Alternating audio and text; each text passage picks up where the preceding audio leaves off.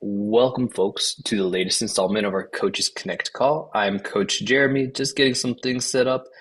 We have a smaller crew today, and Coach Shauna will have a little bit of a discussion that we can have based on the post and the question that you posed to our community a few hours ago, maybe a few days ago. But we'll start with one that's a little bit more common first. I'm just going to share my screen. And I believe this one comes to us from Coach Kelly Lee, who is asking about a question that is common, but maybe in the opposite direction. So Coach Kelly wants to know, has anyone dealt with a weight gain plateau, personally or with a client? So I believe Coach Kelly is working on themselves here. They've always been very active, naturally small, but never really trained with the intention for muscle gain in the past. And after 5 pregnancies and years of breastfeeding that left them pretty weak and depleted, they want to gain as much muscle and strength as possible. So, see a little bit more detail that they've shared here. I think they had some initial success with helping to see some body transformation, gaining 5 pounds of muscle over a 3 to 4 pound change on the scale. So, indicating some body recomposition has happened. But over the last 3 or 4 months, the scale hasn't really budged, nor have they seen much additional change in the way of body composition. They don't really care about lowering their body fat or percent body fat, particularly. They just want to gain more muscle and get huge.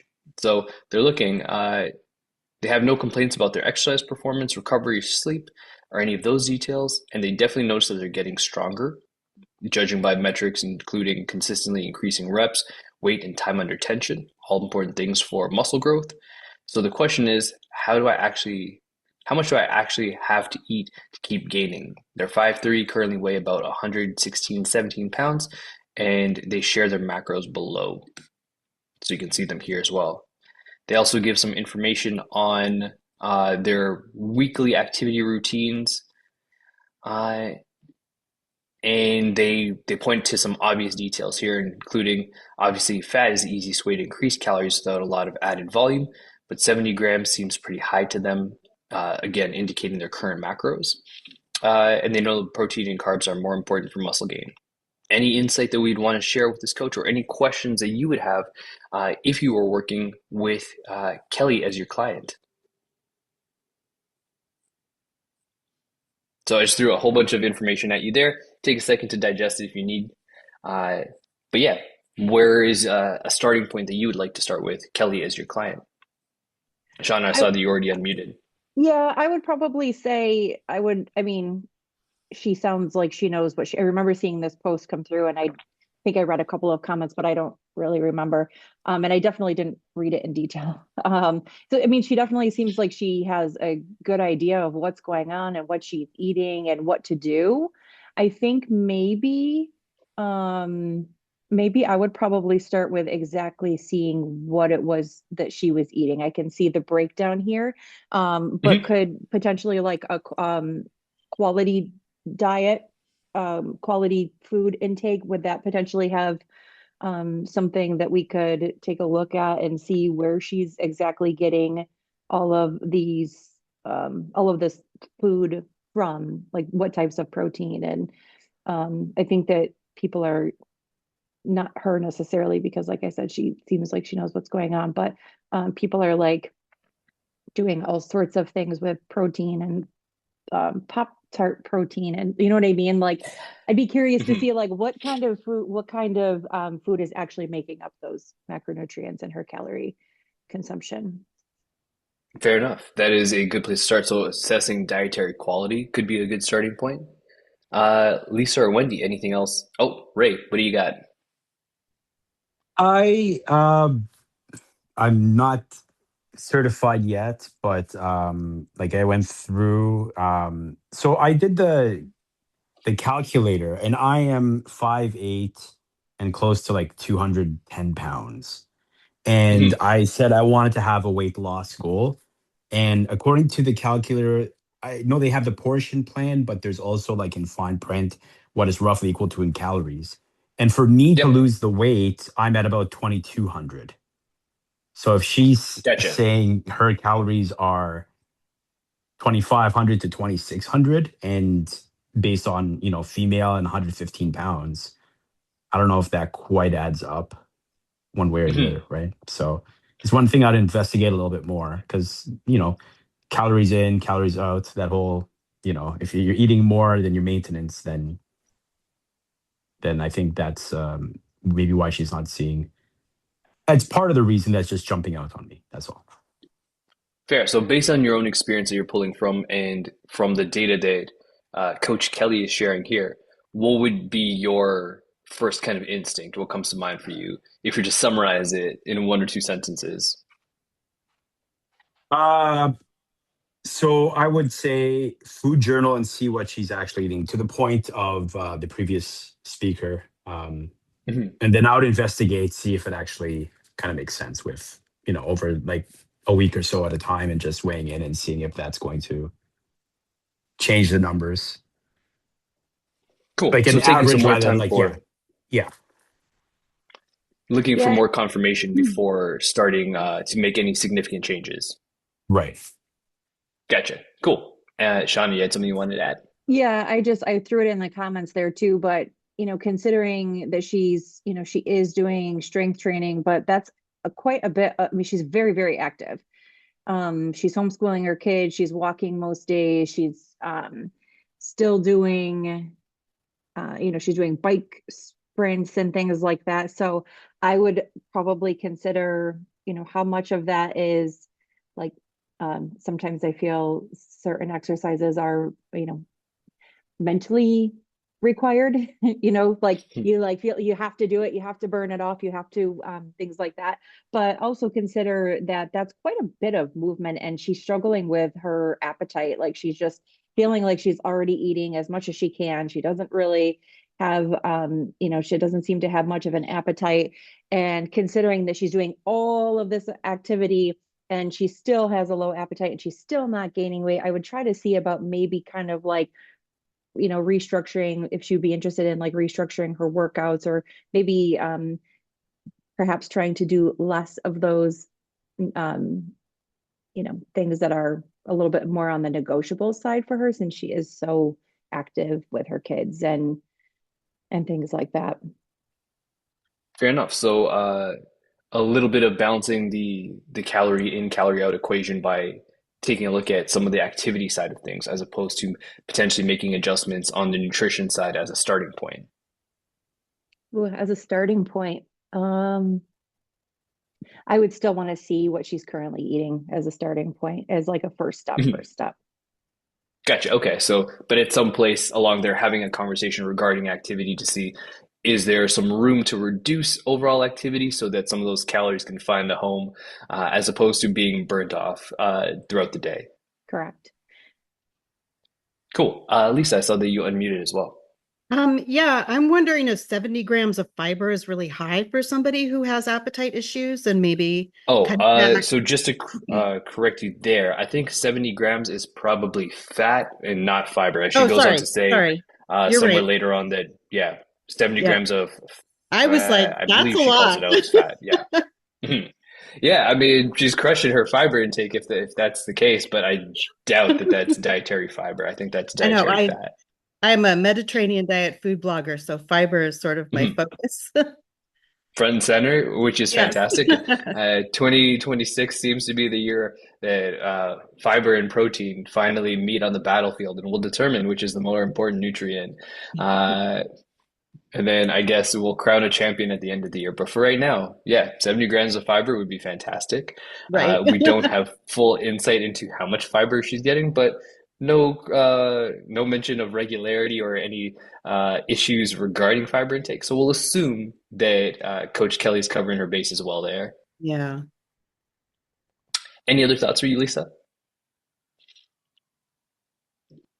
Cool. And then Wendy, is there anything that you wanted to chip in? Not at the moment. Just learning from you Cool. all. Thank you, though. Yep. Yeah, so I mean, this is as Ray mentioned, it's like this is an example of calories in, calories out that will apply to all of our clients who want to see changes on the scale and body transformation, by and large at least. But in this example, it stood out to me because one, it is less common that we have clients who are looking to gain muscle mass or to gain weight. And typically, if you're working with a diverse population, like you'll see it less frequently. Women who are looking to gain muscle and to gain mass. So that is fantastic. I'm glad to see that we have that in this community. Uh, their like previous kind of like common bodybuilder logic. Oh, sorry. I'm just gonna let someone in here. Uh, if you've been around in like a health and fitness space for over a decade, you may have seen more of a reliance on coaching people based on their body type. And we used to use terms such as ectomorph and endomorph and mesomorph more frequently. They have since gone out of fashion and they're not talked about as often.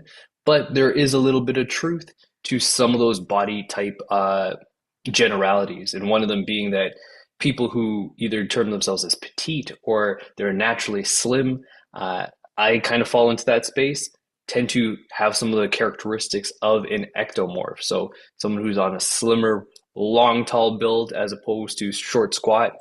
Uh, and one of the characteristics that I've noticed from coaching this type of person and being this type of person is just that uh, we can often overestimate how much we are actually eating. This is very common. And hunger doesn't really impact us the same way as some of our clients who are on the other end of that spectrum and looking to lose weight.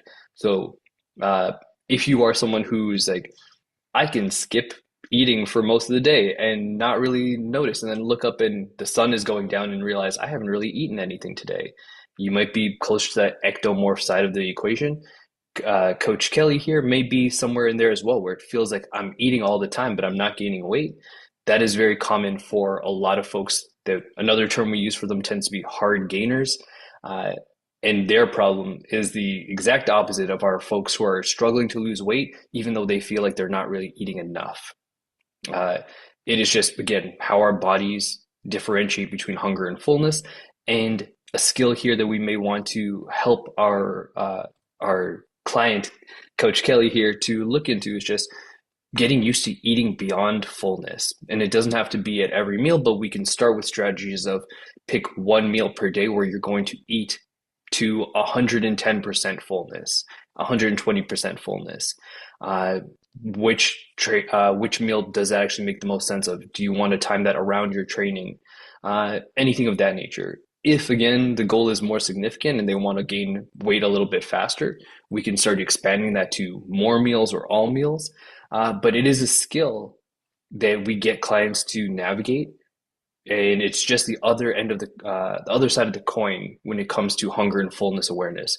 More often than not, in our community, we're often looking for clients who are, or working with clients who are looking to reduce how much they eat and drop body fat.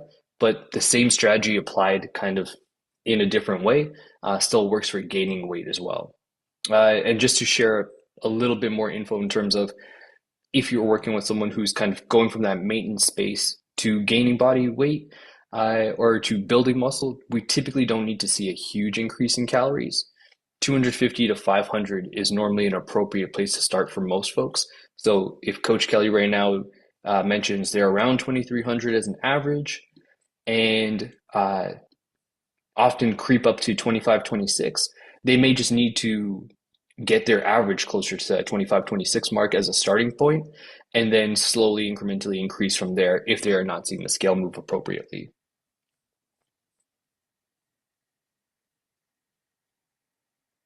Yeah, Ray, it's very common for us to come with the understanding that everyone is trying to lose weight. Sometimes people are trying to gain weight, and that's why we started with this one for today. Just as a reminder that those same skills and coaching principles that we use for weight loss still apply for weight gain.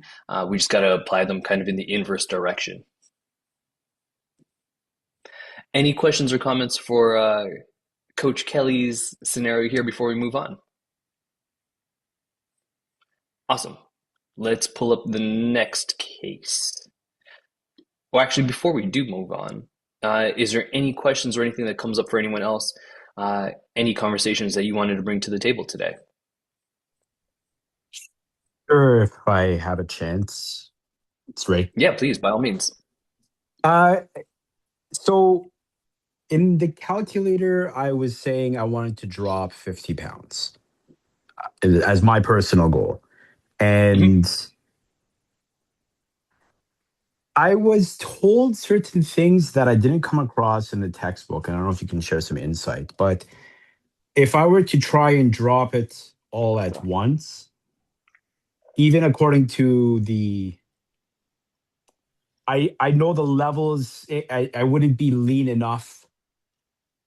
Besides the discipline part and the consistency, I understand that's a key concept. But if I'm strictly talking on body fat percentage, I still wouldn't be at that point where I would maybe consider transitioning to like athletic or lean, as in maybe going to level two. Like I would still be level one even with the 50 pounds. Uh, Okay. but what I was asking is it okay to do it all at once? And why I'm mentioning that, I was hearing certain things from a bodybuilder friend of mine, which maybe that's a different thing, but it's almost like I do micro cuts. Like maybe I do 10, Mhm. 15, and I stay at that weight, keep it consistent at maintenance, and then I do the same thing and do another like 10 pounds or so, and then stay there for a few weeks. Gotcha. So the question, if I'm understanding this correctly, would be weight loss goal of around 50 pounds. Does it make more sense, or is there any specific advantage to going kind of like in a more linear progression from current weight to target weight? Or does it make more sense to go in more of a stepwise fashion where you go drop some weight, live there at maintenance, drop some weight, live there at maintenance, drop some weight, live there at maintenance? Does that make Right. sense? Would Yep, that summarize absolutely. it properly? Yep. Uh, yeah, in terms of any specific literature, they, I think one of the things that's important to define in this conversation would be uh, is there a specific advantage or a specific scenario that you're looking to avoid? So, an advantage to be gained or a scenario to avoid in each approach. Is there a specific scenario you'd like to avoid, particularly, Ray? Uh, well, I was hearing that I think the body can adapt and kind of like, I don't know, say like the metabolic rate or so kind of, it won't drop too low.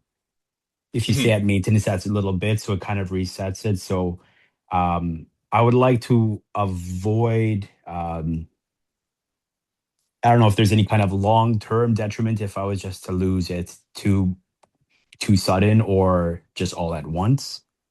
Mhm.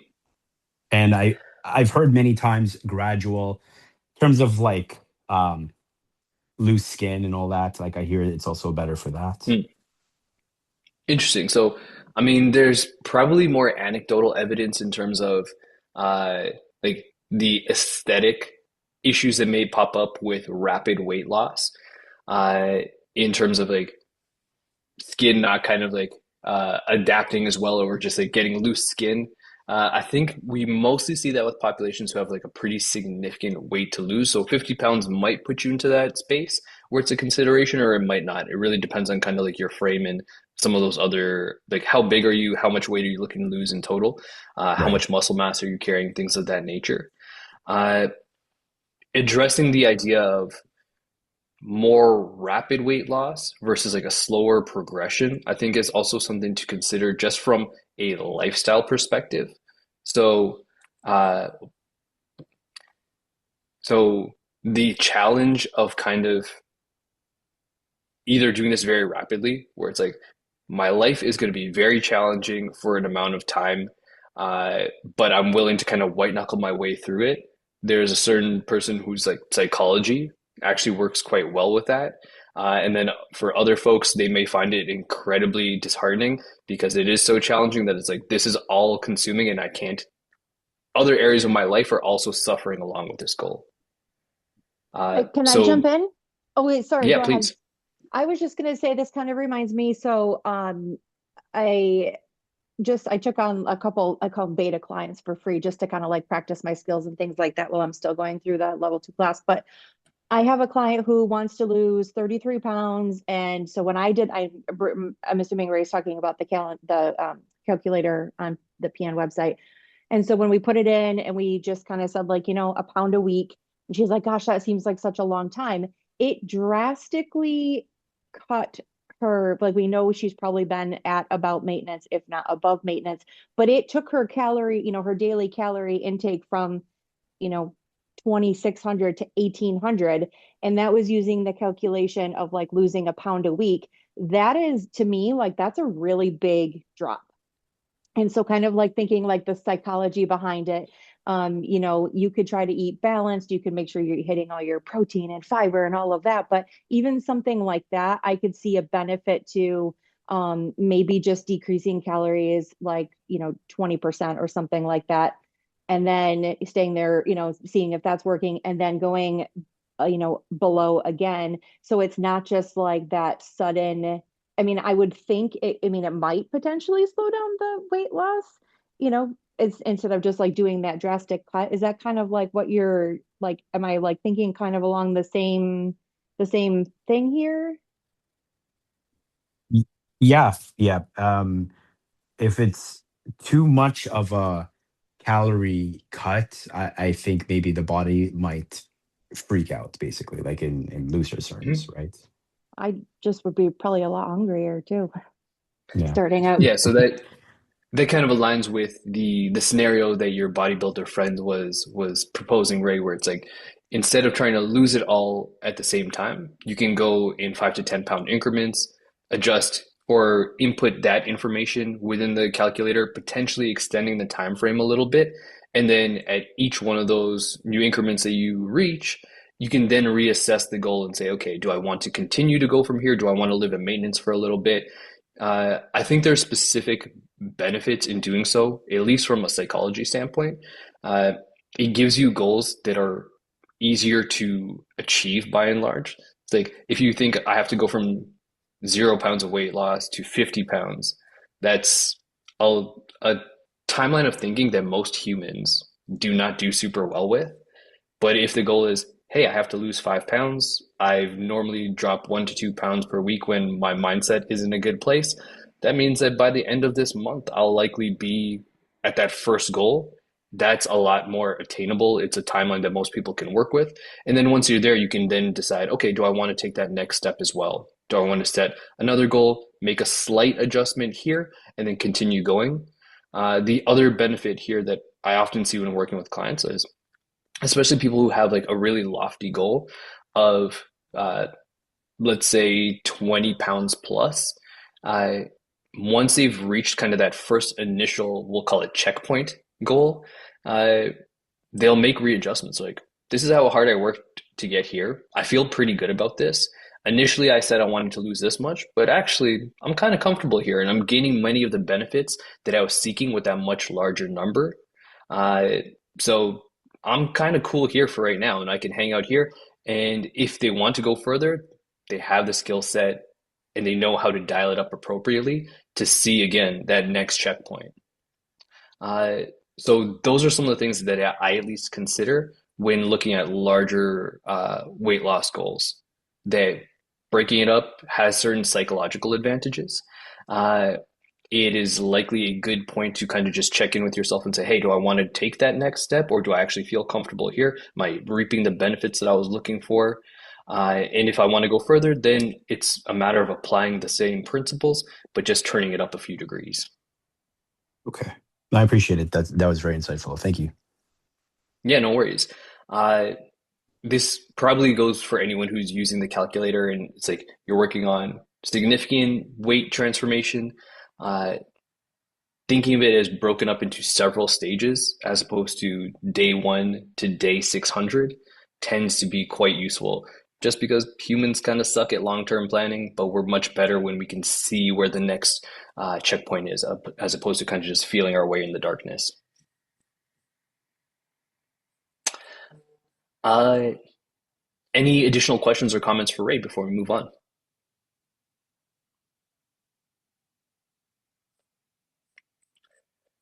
If not, cool. I will share our next case study. This one, hopefully you'll be able to, one, I'm going to share my screen, but you will also be able to see a screen for this. It requires a little bit of a visual. So this is from Coach Stacy, and she's looking to know from experienced coaches here or coaches who are familiar with our hand portion guide, how do you apply that to a meal like this? So take a second to take a look. We have, I assume, a full-size spoon as a reference point here, unless she's eating sushi with a spoon. But how do you coach a client through using the hand portion guide, or any comments that you would have for someone looking to use a hand portion guide with this type of mixed composition meal, as we often refer to them?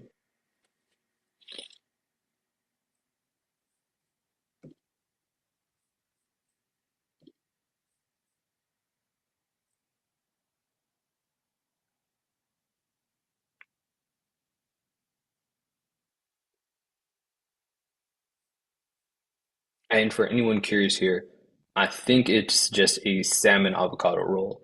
So it is mostly white rice wrapped, and then salmon and avocado wrapped in seaweed.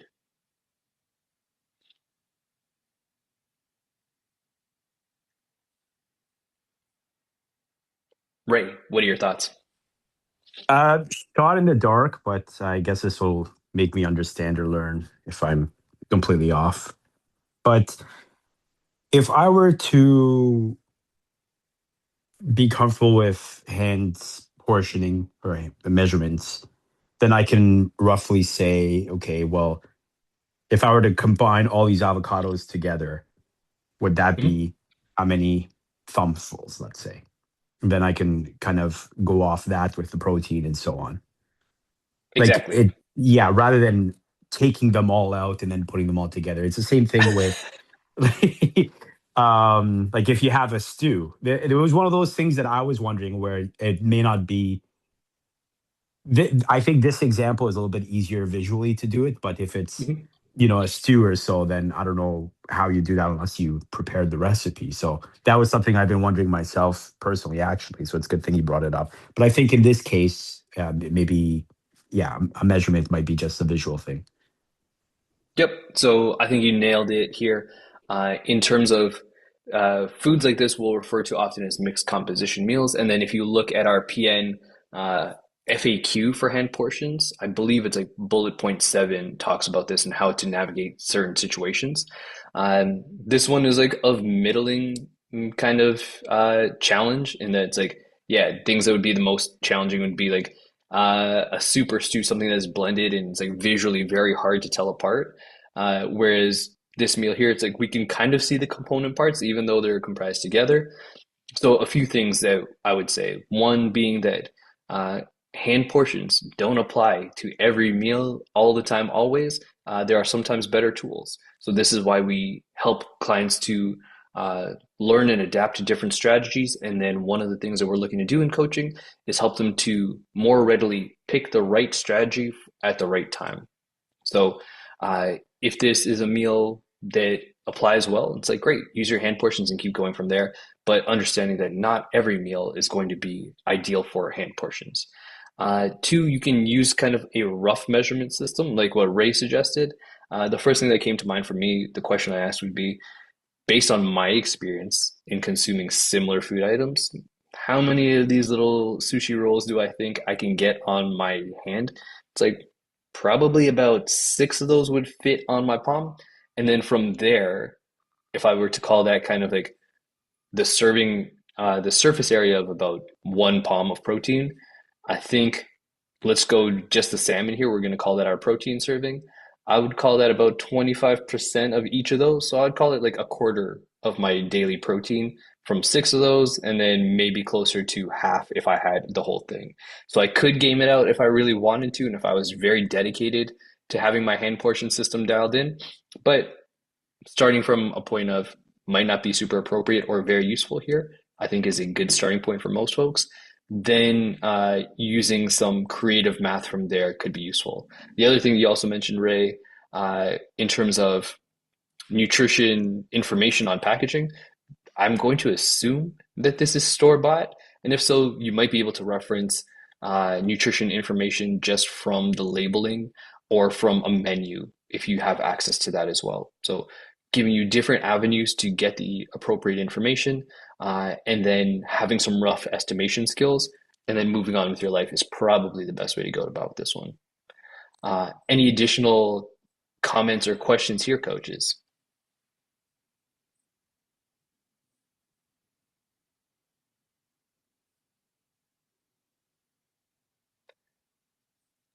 Looks like we're good. And then, yeah, hope Coach Stacy enjoyed her lunch and didn't eat her sushi with a spoon. Cool. Let's move on.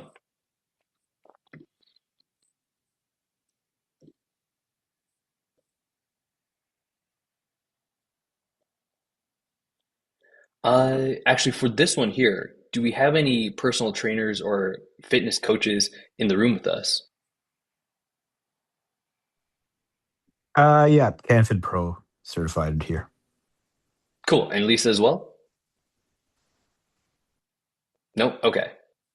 Uh, we'll skip this one, seeing as we don't. I think it's maybe just me and you, Ray. But we'll leave this one for right now. And then if folks are interested, I think there's a decent amount of discussion in the comments here for Coach Crystal's conversation. So then, probably a good time to go over to your conversation, Shauna, and I'll share it for folks here as well so they can see what you were asking. Do you want to intro the topic? Yeah, because I tend to be quite wordy, so I don't know if anyone actually read the whole thing, but I I did I several I think times. I think the way that this kind of transpired was probably a little bit of a brain dump. And so what happened was I had no intention of doing any kind of like group challenge or group coaching initially. And I happened to be on another coaching call where one of my classmates was talking about it. And I was like, gosh, that's actually like, I think, I could really do this. So it was Coach Tony, and I started asking questions, and she really like hammered it right down to like everything. And by the time I got off the call, I like, I basically put together this like really kick-ass, like January challenge group, not having anything to do with like the new year and things like that. It just was the timing. But I ended up getting 10 women and this January, you know, challenge. And um I was really struggling with like a challenge because I know like, when talking about like change and behavior change and sustainable change and things like that, I was like really struggling with that aspect. So I kind of made it more like just like metabolism friendly. So for a few days I went through, and it was all about hydration and, different daily prompts. So like in the morning, drink 8 ounces of water before you have your first cup of coffee. Um, and then the next day was like, if you pay attention to like what hydrating foods you're eating and listing and all of that. And I did a prompt for every single day this entire month. So it was like hydration, then it was movement, to take a 10-minute lap around your office, before like, whatever, it's some like within 30 minutes of your lunchtime, do 10 minutes of stretching at night. And then it was protein, and then it was some produce slash fiber, fruits and veggies, and like all of the things about like why it matters. And then I, have moved on to like sleep, and kind of like talking about wind down routines and all of that. And what happened was these women have loved this group, and it's all about like just like the daily type, kind of things that like everyone kind of knows, um but they're like wanting more, and I do not have the time, energy, and attention to like pour into another group. Like, I mean, I like literally, my husband's like, you didn't even make like 2 cents an hour, like with all of the like posting and things that I did. But one of the things that's come up is like I sent out like a mid-month feedback form, and like everyone's like, I would love to have more information about protein. I would love to talk more, which is, I asked for it.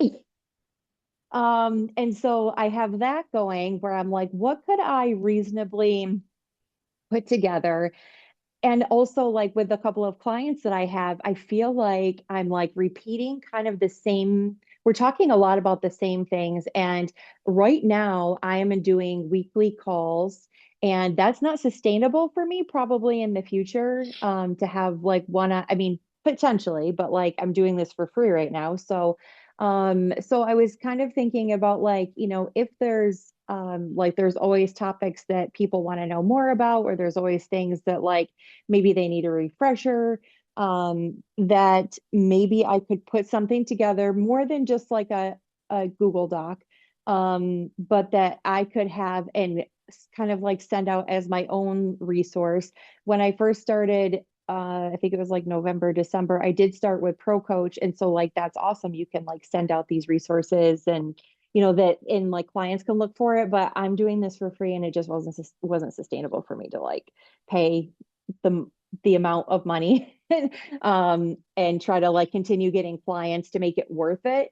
So it was kind of like just like a jumble of all of these things, like, hey, there are things that I think I could put together, but like, what's the best way to do it? And then I also think there are things that like people would potentially, be interested in doing a group experience, but with me a little bit more hands off. And so the way that Mhm. I thought about doing it would be like, I could do like a video recording and, maybe a couple of slides and still make it personal, and still not like, so that they still feel like they have access to me and things like that, but kind of like just a little bit more hands off. And someone had shared something they were using on Notion, and I liked that idea a lot. But I think a lot of this comes from like I'm just starting out, and it's like literally starting from scratch and like Mhm. building it all. And I'm just trying not to like waste my own time.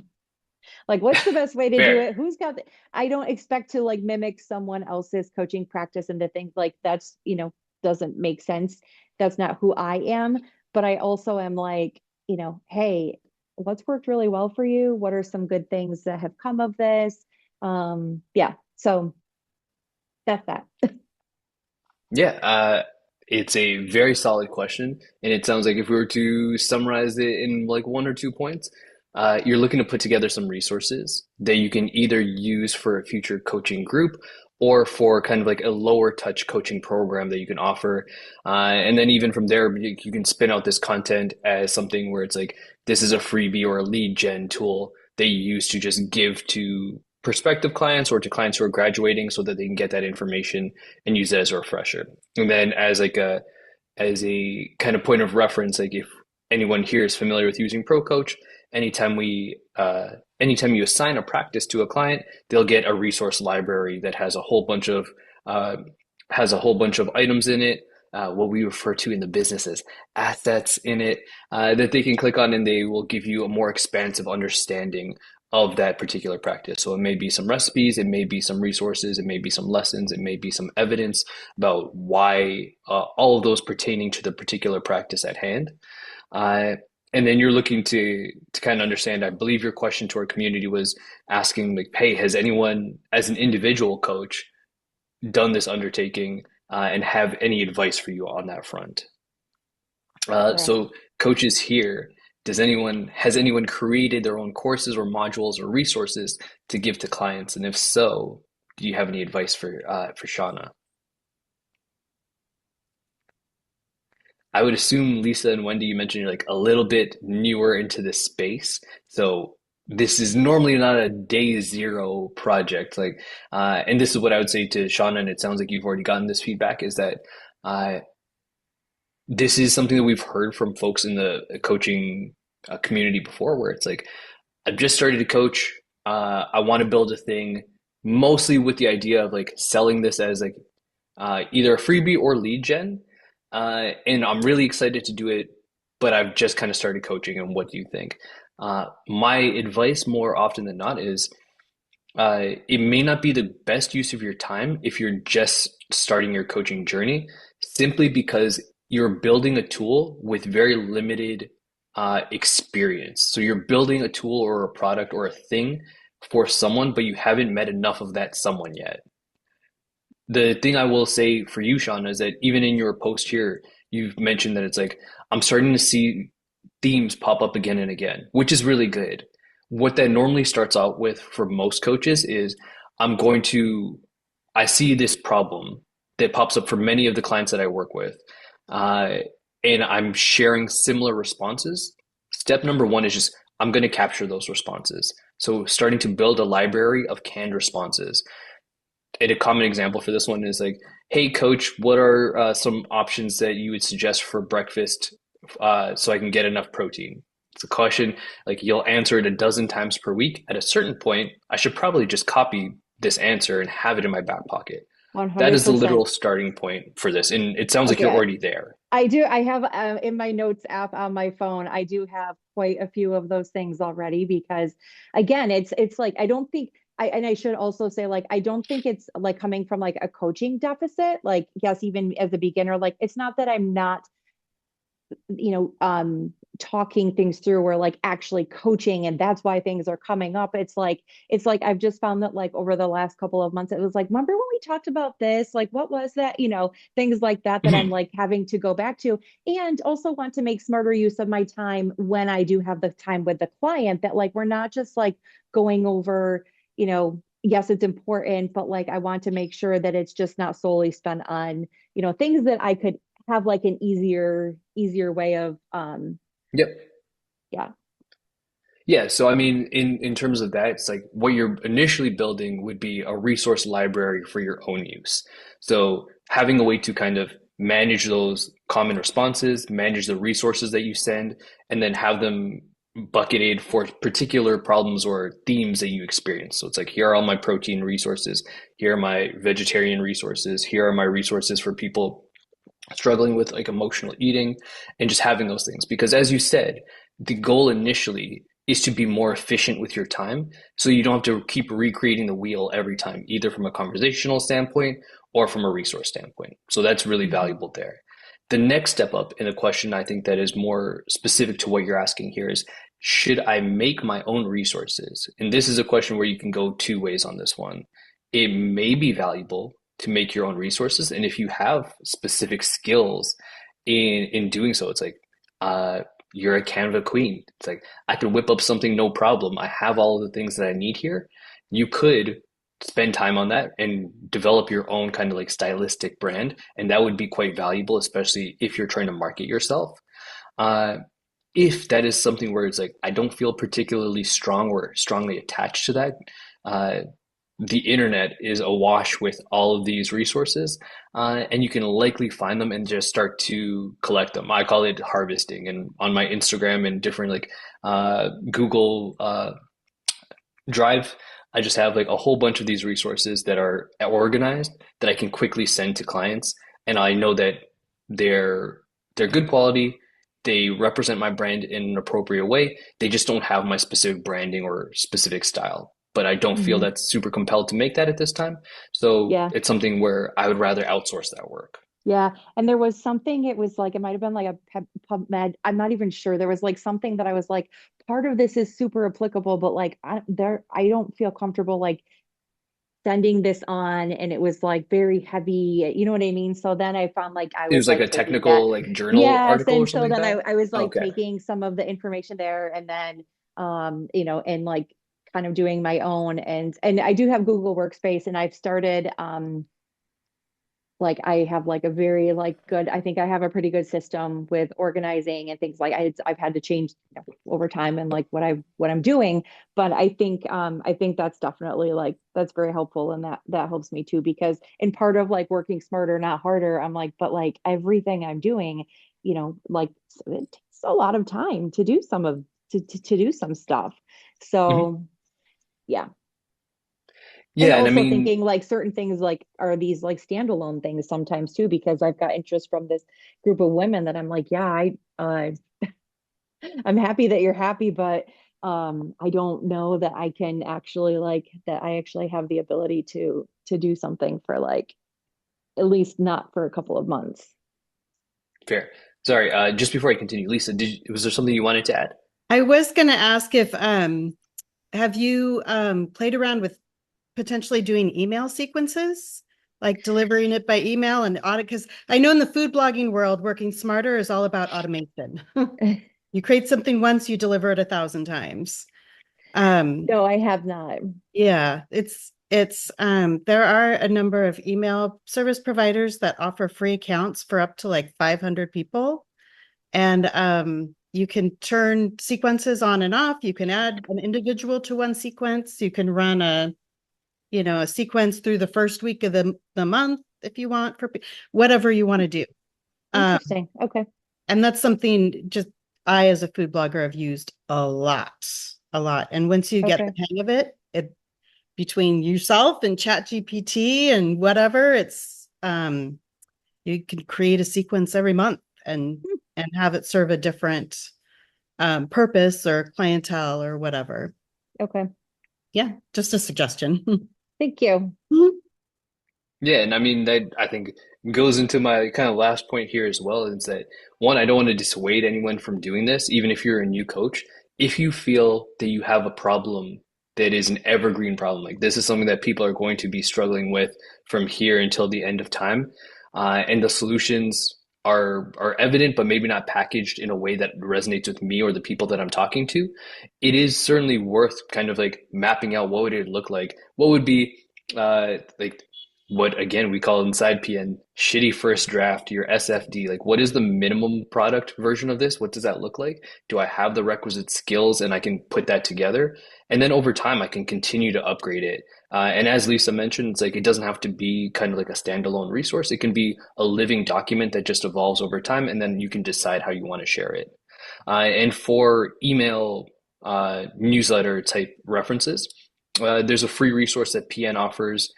If you go to your PN dashboard, if you look at the social media and newsletter secrets to success, which is a terrible name, but a very good resource, it should be in your collections there. You can take a look there. Most of that content, I believe, was developed by a PN contributor, Dr. Karin Norden. Okay. And Oh if my you wanted, gosh. I follow her yeah, on Facebook or on yeah. Instagram. I'm I was gonna obsessed. say if you're looking to develop like take it further and develop your own course or modules, she has programs for this that are fantastic and would definitely be a good resource to even if you just have like a question or two. I would encourage you to send it to her team so that she can let you know if her product is useful for you at this point or Okay. if this is something that is maybe a few steps down the Okay. road. I think her team is fantastic and they'll likely be able to give you good advice based on what your current circumstance Okay. is. Yeah, I was following her and she was like, I sent it to like Tony and Jay and Dom. I was like, this is like so piano line. Like, I love this girl. And they were like, oh, fun fact, Yeah, she used to work for us. And I was like, yeah, yeah. We couldn't keep her chained down for long enough, but she's doing her own thing now and is in a has found not only like from a coaching perspective, but helping people develop curriculum is her whole jam. So if you want to go down that route, you could do worse than listening to her, I would say. thank you. Could you Yeah, you're repeat very her welcome. name again? What was her name? I'll pop it in the chat box if I can get my fingers there. Thank you. I think her Instagram is Karen Norden PhD, I want to say. Yeah, she has her a PhD in behavior Adult change or learning? behavior science. Yeah. Yeah, it's Yeah, that's actually more correct. yep, behavior and learning expert. Mhm.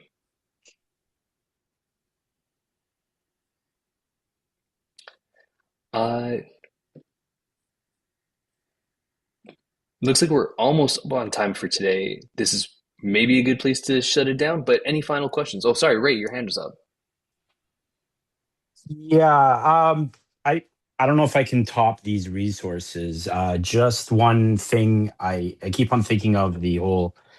I think it's is it the Fletcher Munson curve? I don't remember what it's called, but the initial part of any of the learning, even though I know you're saying your level two, but that's kind of the parts where it feels like there's a lot of hours, a lot of things to learn and so on, and it will subside in a way over time. We all know that.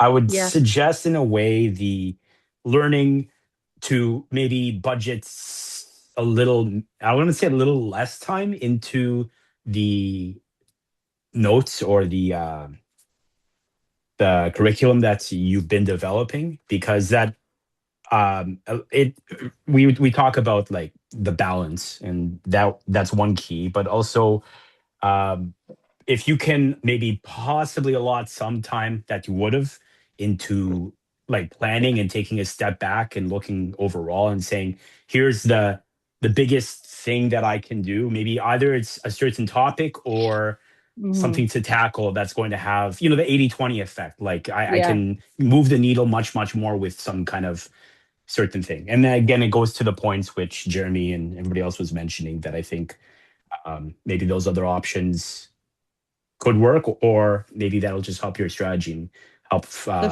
liberate you. funny thing is, I like doing that stuff. So I that's, hear you.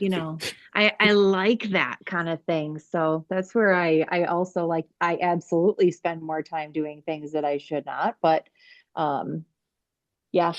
Actually, I gotta hop off because my son is calling me and he's supposed to be on the bus right now. So thank you so very much. I know we're about to wrap No up worries, Shauna. anyway. Thank you. All good. Thank you for being here. Thanks. Bye. Uh, any final comments or questions before we sign off for today, folks? First time here, I thought it was amazing. I appreciate everybody here. It was great. Thank you for being here, Ray. We appreciate your contribution. Uh, cool. If that's it for today, then we'll sign off here. Thank you, everyone, for your questions and for your contributions, and then we'll see you again next week. Cheers, gang. Thank you.